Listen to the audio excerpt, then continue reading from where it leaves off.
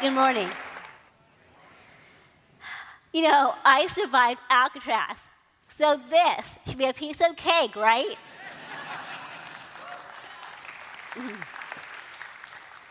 I wonder what comes to mind when you think of our tomorrows, the tomorrows of people with Down syndrome. Some of you may be thinking, is there a tomorrow for people like us? And given what is happening in the world of prenatal testing, anyone would question that. Well, I'm here today not only to make a case for Down syndrome, but to spread the idea that all lives matter.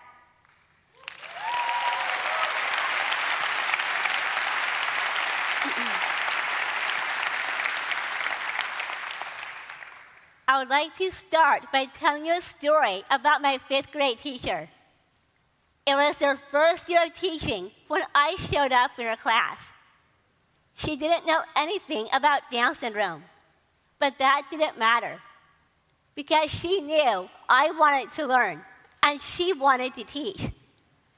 We stayed in touch all these years, even after she got married and moved to Germany. She always made time for me when she came back to the States. A few years ago, I got a special letter from her. She told me she was pregnant and she needed my help. She needed my help because her baby would be born with Down syndrome. The diagnosis came very early in her pregnancy. She pushed back on any discussion of termination because she knew Down syndrome from a completely different perspective than her doctor did.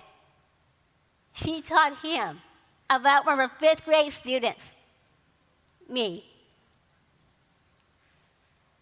So, what is Down syndrome anyway? Well, let me take you back to your high school biology classes where you learned about chromosomes. You have 23 pairs of chromosomes in every cell in your body, 46 total. Well, I have one more than you do.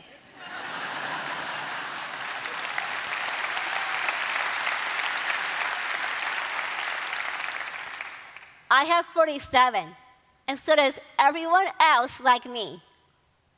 It is not a disease. You can't catch it from anyone. It is just something that happens. And as of today, we really don't know why it happens. We learned about this extra chromosome only about 50 years ago. Our research team, led by Dr. Jerome Lejeune, made the discovery that all of us with Down syndrome rock an extra chromosome. Dr. Lejeune devoted his life to finding ways to improve the lives of those of us who were born with the extra chromosome. It was never his intention to have his discoveries lead to the tests that would prevent our lives. It was right around this time, halfway through the 20th century, that the practice of institutionalizing people like me shortly after birth was finally coming to an end because families started pushing back on the practice. It still took a while for some healthcare professionals to catch on to that, though. I've heard my dad talk about the doctor discussing this option with him when I was born. The doctor predicted that I would be lucky to be able to tie my own shoes or write my own name. Well, he forgot to mention the part about the English Channel, though.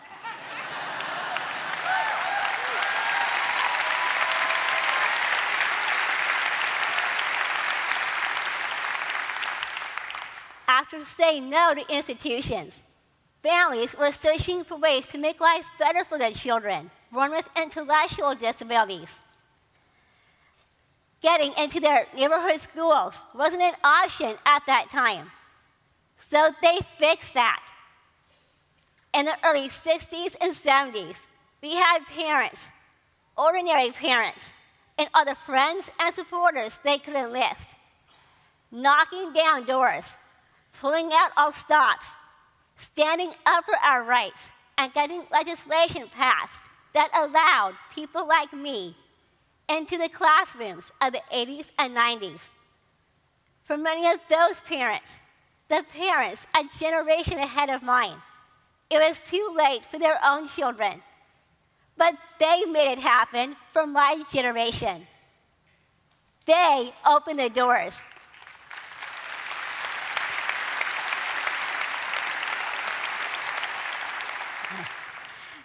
They opened the doors, and we walked right in. I guess you can say they created our tomorrows, and we owe them a great deal of thanks. So that brings us to today, the present. As we turn the corner into the 21st century, we have begun to see more and more young people with Down syndrome all over the country graduating from their high schools, some going on to higher education, learning employable job skills. Now, just so you know, it's far from perfect. Breakthroughs haven't come for everyone. We still have battles to fight for inclusion in too many classrooms around the country. Unemployment is still a huge hurdle for us. But those grassroots, family-driven organizations are hard at work, collaborating, lobbying, and driving for improvement. It is easy to see the progress we have made, ladies and gentlemen. You can pick any city or state in the US, search on the various Down syndrome support groups there, and read about some of the accomplishments I am talking about. You'll read about accomplished musicians and artists. You'll read about black belts in Taekwondo, golfers, dancers, models, actors, and public speakers, as well as good employees making significant contributions to their companies and communities. All role models for what can be done in spite of one extra chromosome. All doing our part to rewrite the story on Down syndrome. So, what is the issue? Well, as we turn the corner on the 21st century, something else was happening too. While we were all busy writing new chapters on Down syndrome, it seems the whole industry has grown up, and the race is on to find newer, faster ways to test for Down syndrome before birth. The problem is, without timely and accurate information about all our progress, if the test shows an extra chromosome, pregnancies are being terminated. Except for those, like my 5th grade teacher who say, I know a different Down syndrome. Or, wait a minute, let me learn more about this. We still have experts in the medical community advising families with old and outdated data. Data that reflects the past and ignores the present. Imagine that, ladies and gentlemen.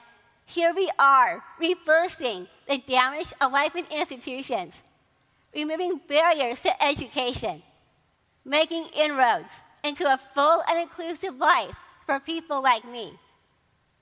And we have those who say, we shouldn't even be born at all. You know, my 5th grade teacher named her baby Mia Rose.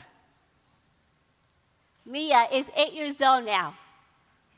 She's going to her neighborhood school. She's speaking both English and German.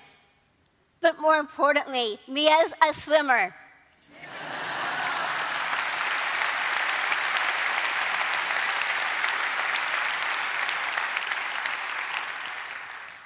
Our world is better with Mia in it.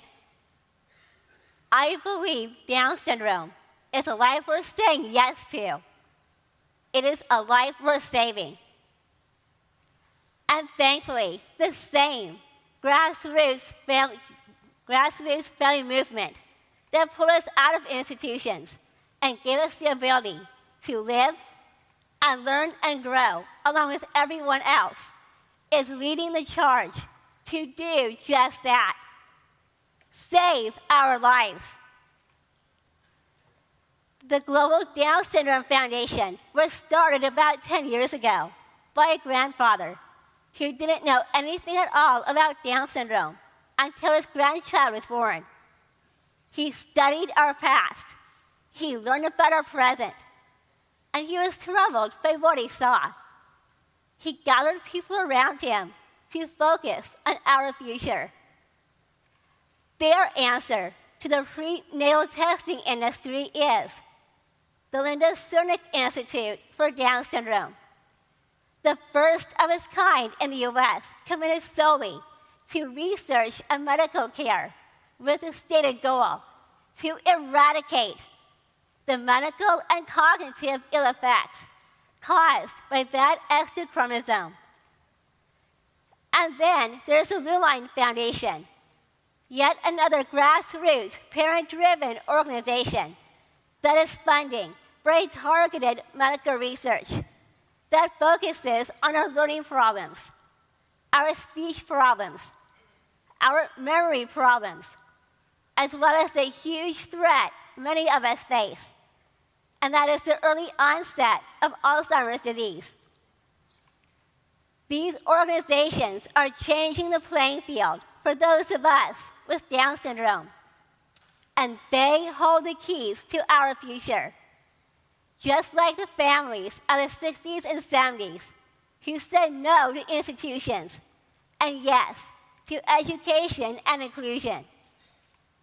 These organizations know what is possible for us in the future because of the incredible progress we are making now. You know, Margaret Mead once said, "Never doubt that a small group of thoughtful, committed citizens can change the world. Indeed, it's the only thing that ever has." Well, you only have to look back about 50 years to see the proof of that for those of us with Down syndrome. Look how they changed our world and are still changing it. Can't you just imagine the future for people like me who are just starting out now? I know I can. Now, before I close, I have one request to make of all of you here and anyone watching this. Please, turn your back on the R word. Please eliminate it from your vocabulary. Yes, the R word. It is long overdue for extinction. You may think we don't understand that word, or you may think we can't hear it when it is said. But believe me when I tell you, we do understand. We can hear it, and it hurts. It has no place in our world. So help me on this one, please. Finally, I will leave you with this one idea.